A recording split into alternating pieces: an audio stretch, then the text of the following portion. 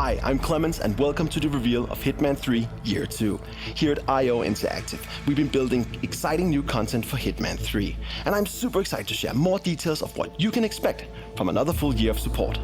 First things first, Hitman 3 Year 2 will start on the 20th of January 2022. And today, I'm very excited to reveal some new details about what we've been working on. We've lined up some new reveals and details of 2 upcoming game modes and insights from our developers. So, let's jump straight into the reveal of something completely new.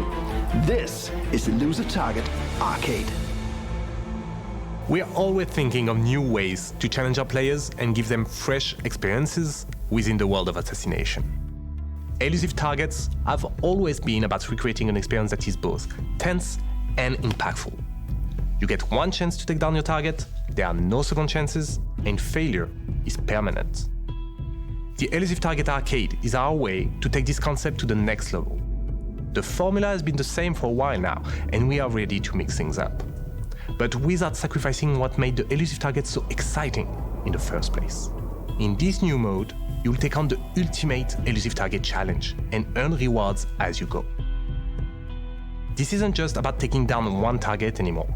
The Elusive Target Arcade tasks you with taking down several targets, one after the other, without failing and with new objectives and complications thrown into the mix.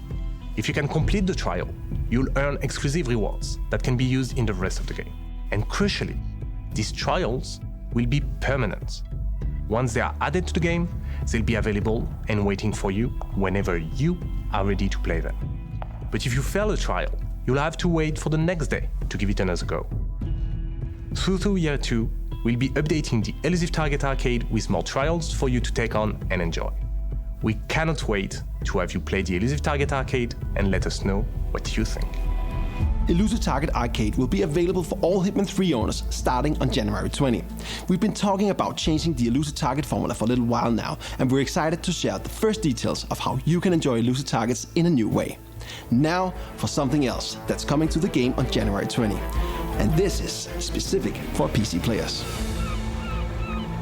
We are super happy that we can finally release the whole Hitman trilogy game and release it to the PC VR community. The gameplay is perhaps even more exciting, and with the PC version you have now 2 hands, 2 controllers, and you also have the movement of your body. When we started working on it, I think one of the first things that we knew that we wanted to get in there was to have some more physicality in some of the movements, and throwing being one of the big parts in the whole trilogy. Even in the flat game, we really wanted to nail that. So we added the same base system where you aim. Right now you aim with your left hand, so you target with your left hand, and then you fling and release with your right. And it sort of just worked out of the box. At least, I mean, I think we have some footage of Klaus trying it for the very first time. And it just instantly clicked. Yeah, it just worked. Yeah. And then it started having we found out it had some extra stuff that suddenly you could fling from, like an underhand throw of a side throw. So you started being all ninja-like, if you wanted to do, or like a juggler almost, yeah. Right? And we have a lot of different items in the game, like shurikens. Like you can really roleplay this like ninja fantasy, for instance, if that's your jam. Yeah, we also put in, stuff like the left hand attaching to the right when you're holding a weapon. What else? The close combat with both hands now feels extremely satisfying, because you naturally go into this, I don't know, boxer stance or karate, if that's your vibe, right? Mm-hmm. So this level of freedom. Running through a level, slapping everybody on the way, like turning around, throwing something, then picking up a gun, shooting. Like it turns into kind of a ballet sometimes almost, and you can really express your inner, like what kind of version of 47 you are today. Yeah, and I would say that especially in combat, these more action-packed areas have really gotten a notch up, simply because you're not controlling an animation or a character anymore. It's you doing the movements, and that really makes you feel when you do it right, it makes you feel extremely badass, which is super, extremely elegant. Cool. Elegant as well, yes. And sometimes you feel like an idiot. But that's what you do in Hitman, right? Yeah. Yes. So we're super excited for everybody to be able to play it.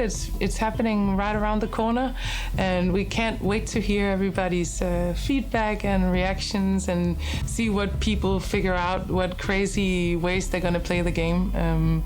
Yeah. And PCVR is very much what? Have fun with it, really. PC VR is looking amazing, and PC players can look forward to experience the world of assassination in a whole new way in year 2.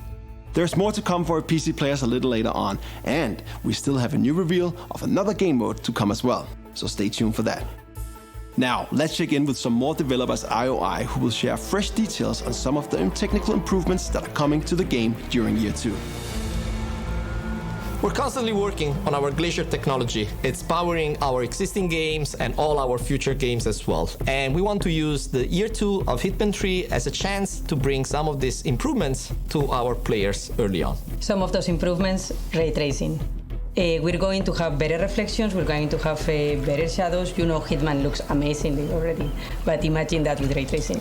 It's really, really good. And we are excited to bring it to you, like metals, waters, it's awesome. It's really looking very nice. And we're bringing this to you 2022. We're also continuing our partnership with Intel that brought so many cool advancements to Hitman 2 and Hitman 3 for PC gamers. This year, we're going up another notch and implementing, as one of the first studios, XeSS technology from Intel, which is going to be in the game soon. One more, variable rate shading. Is a technique that is for graphic cards. What it makes is, depending on the load of the graphic cards, renders the frame one way or the other. This means better performance, better looking game, and more fun. I'm sure you guys are going to love it. That was more great news for Hitman 3 Year 2.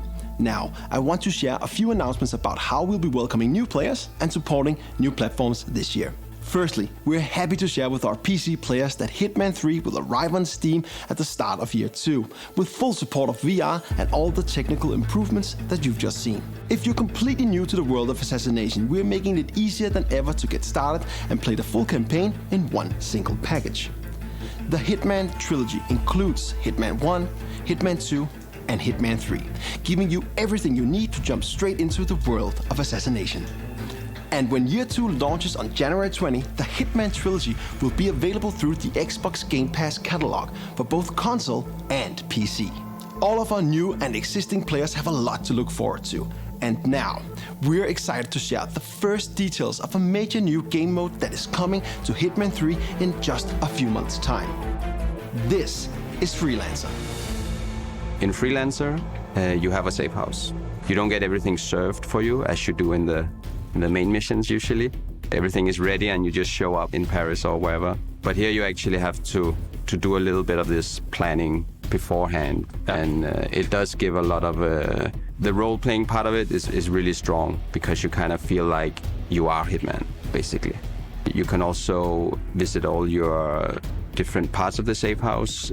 These are customizable, so you can, over time, kind of configure how you think your Hitman should live. As 47, you are taking on some cool freelance contracts. You have to find some criminal enterprises that are destroying the world slowly, and you have to choose which one you really hate and go against them. So really a campaign is a set of missions that spans across the world of assassination.